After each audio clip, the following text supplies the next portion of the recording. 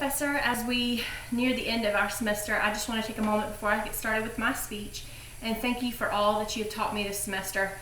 Although it was online, I did want to actually take it in the classroom, but my schedule with my biology, anatomy, and physiology class would not allow that. But I did in return still learn a bunch from your class. I especially learned a bunch when you wanted us to do a report on Toastmasters, which is the topic of my speech today, to hopefully persuade others who have speech difficulties, speaking in large crowds, to attend the local Toastmasters, and that will help build up their public speaking skills. I don't know what it is, if it's the camera or if it is just, I guess, recording for a grade that makes me nervous, but I do not have trouble speaking in a crowd, and actually I am very confident. So I just want to take a moment and thank you for everything that you have done for me with this class, and I will go ahead and get into my speech. Toastmasters. No, it's not what you think. It's not where a group of people get together to master their toasts for, say, weddings or things like that.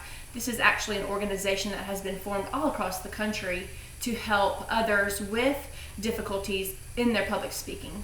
It goes over confidence boosters, different icebreakers that will help you break into a group setting, into a crowd, and it builds your confidence and gives you constructive criticism to help you better yourself as far as when you are in a public speaking setting. Toastmasters, to me, when my professor asked me to do a report on that, I was like, well, what in the world is Toastmasters? So of course, like everything else and other people do, I actually got on the computer and Googled it. And it actually is an organization, like I said, that will help you kind of build up your public speaking skills. I know for me, and it was pointed out to me, that I have problems saying ums, uhs, likes, and kind of drifting off and filler words, as you could say. I know that once I attended one of these meetings, it did help with that a lot, and I noticed that my speeches throughout the semester have gotten better.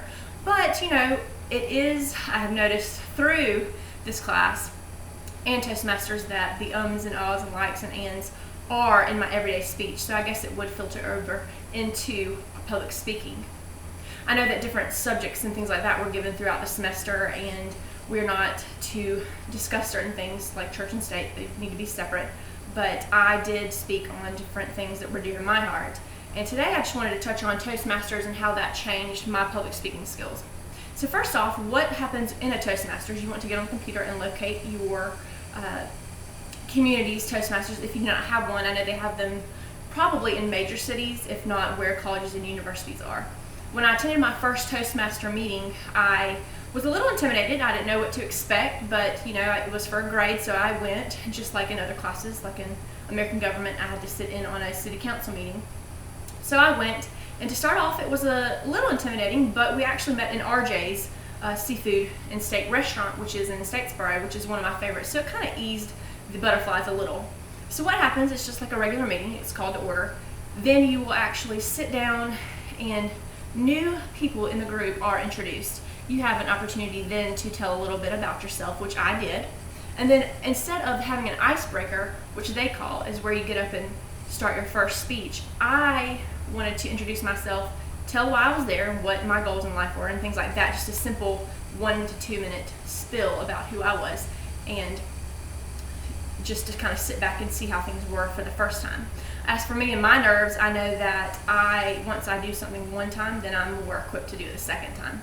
So I'm sitting in the meeting and, you know, just looking around, and I did notice there were younger people which did introduce themselves as students at East Georgia and at Georgia Southern. So I said, well, I'm not the only one in here, so it'll be okay. So as the meeting started, the other people introduced themselves, and then we jumped right into the icebreaker, where people will give a speech to kind of inform, just like our first speech was in our class. So this speech, they told about themselves, and then they were open to constructive criticism. I noticed that other people had the ums, ahs, and likes like I did as well. I also noticed that I was not the only one with the type of speech, not problems I would say, but the hindrance to not use filler words. So as the meeting progressed, I noticed that, you know, this is a good uplifting group. So towards the end of the meeting, I spoke to Kenneth, and he said that they're always looking for new members, that he actually started this group, and he has had a great turnout.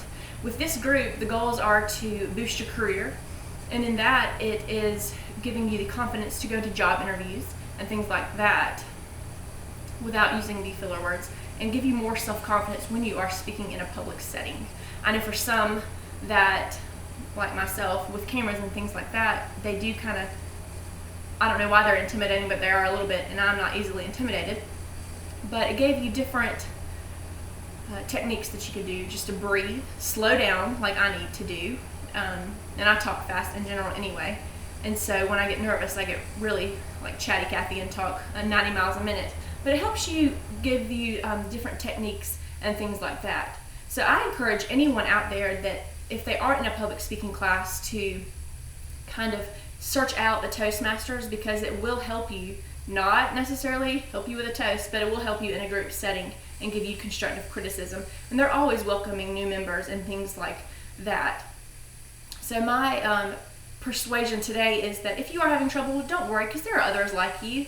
And like myself, I have progressed in this class, I believe, and I'm thankful for this class that will help me realize that I use, just like I just did, the uhs and ahs, trying to use filler words and things like that, and that will cut down on that, and it will help you not only build your self-confidence, but it will also help you further your careers as far as a public speaking setting.